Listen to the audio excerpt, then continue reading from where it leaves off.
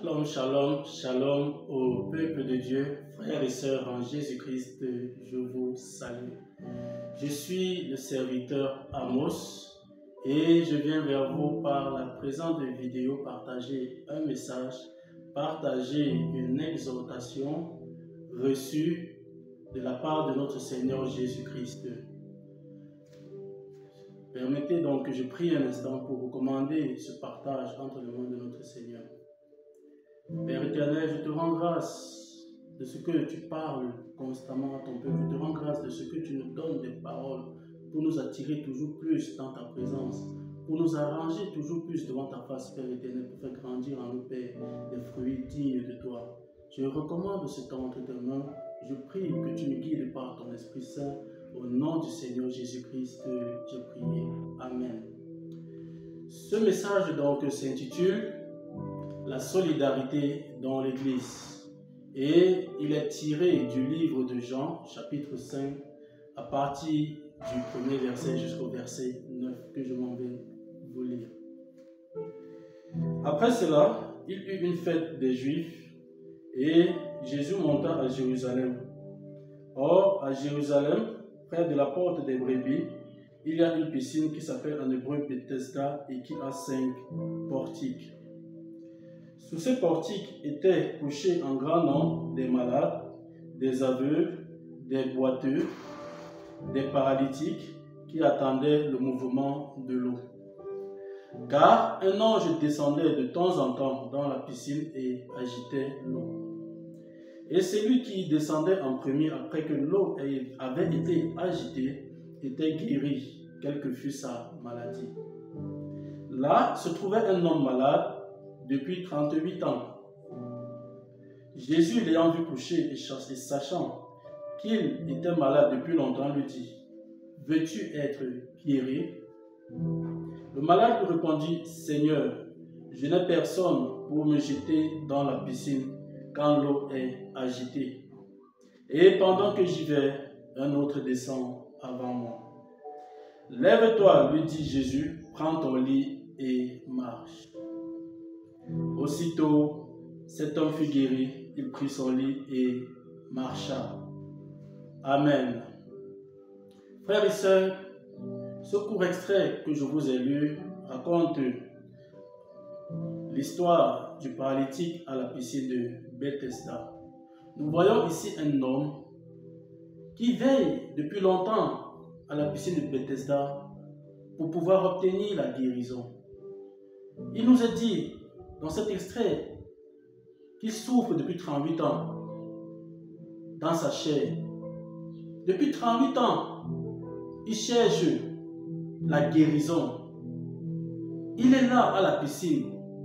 Il veille, il attend, il espère pouvoir plonger et être guéri, mais il n'y arrive pas.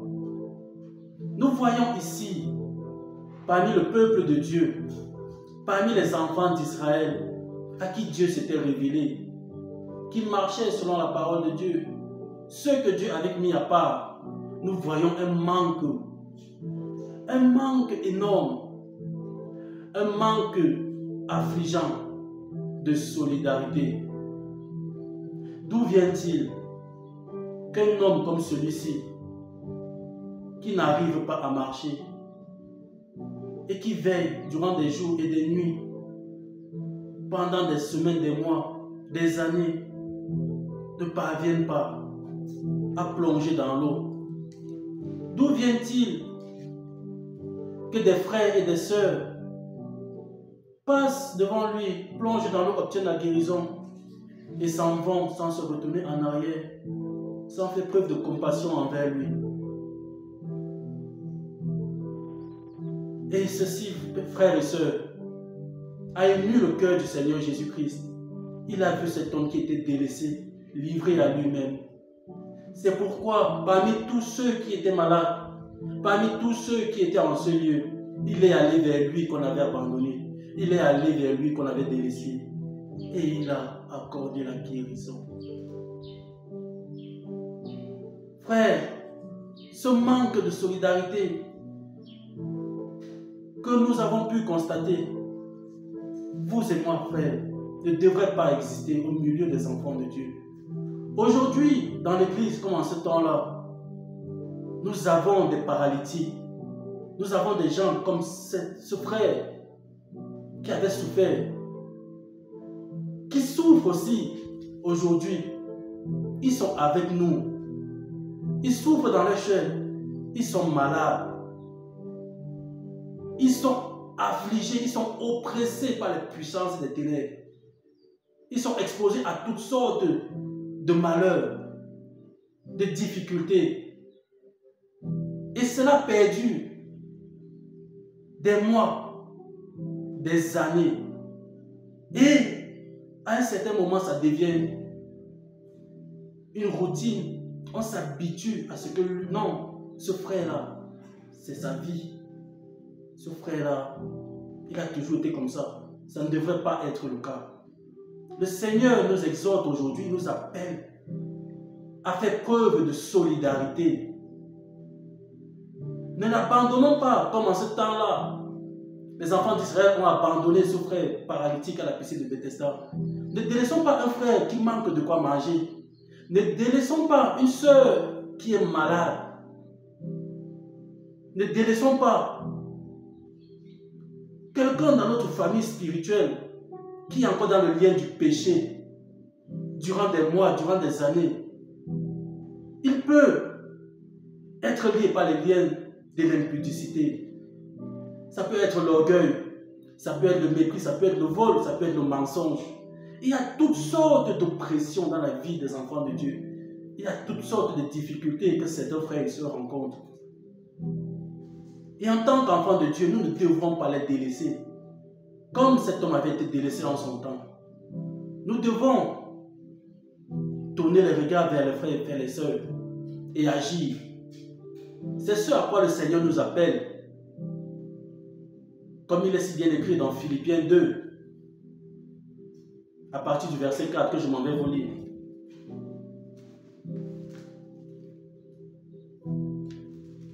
Il est écrit que chacun de vous, au lieu de considérer ses propres intérêts, considère aussi ceux des autres. Il va plus loin dans le verset 1. On va plus loin dans le verset 5 en disant: ayez en vous les mêmes sentiments qui étaient en Jésus-Christ. Nous ne devons pas seulement considérer à nos propres intérêts, de telle sorte que lorsque tout va bien, on ne s'intéresse plus à ce qui se passe à côté de nous. Frères, nous devons avoir les yeux ouverts. Nous ne devons pas être aveugles, nous ne devons pas être sourds aux difficultés, aux souffrances de nos frères et sœurs. Nous devons ouvrir les yeux et regarder tout autour de nous. Regarder ceux qui souffrent. Regarder ceux qui manquent de quelque chose et manifester envers eux de la bonté. Nous devons les soutenir. Ceux qui n'ont pas de quoi manger, ceux qui n'ont pas de quoi se soigner. Nous devons les soutenir avec ce que nous avons.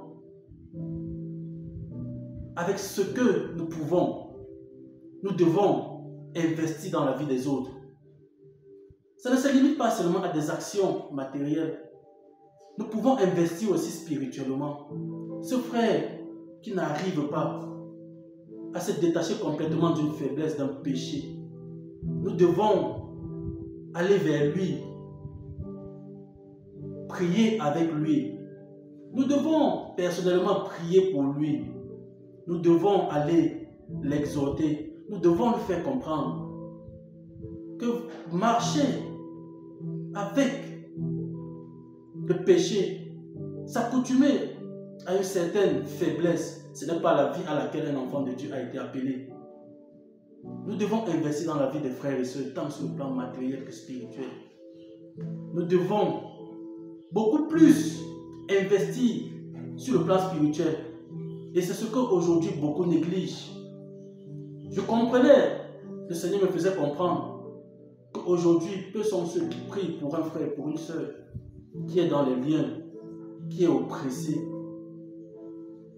Si on fait déjà une action, si on assiste déjà sur le plan matériel, c'est excellent.